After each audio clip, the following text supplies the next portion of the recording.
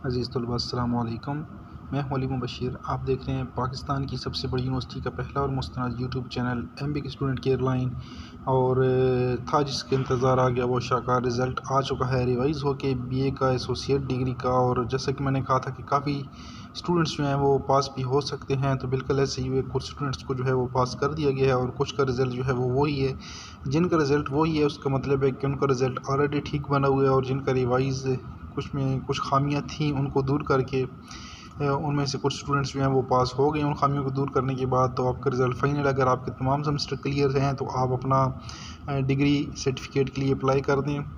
अगर आप ख़ुद अप्लाई करना चाहें तो लिंक जो है वो हम डिस्क्रिप्शन में दे दूँगा, तरीका उसमें बताया गया। अगर आप हमारे थ्रू कराना चाहें तो हमसे व्हाट्सएप पर रब्ता करें, हम भी आपका जो है वो प्रोसेस करवा देंगे।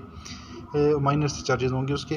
तो उम्मीद है कि आपको बात क्लियर होगी कि रिज़ल्ट जो है वो रिवाइज़ हो के आ चुका है, और उसमें जैसा कि मैंने पहले बताया था कि काफ़ी स्टूडेंट्स को पास किया जाएगा, तो बिल्कुल ऐसे ही हुए। काफ़ी स्टूडेंट्स जो हैं वो उसमें पास हो चुके हैं।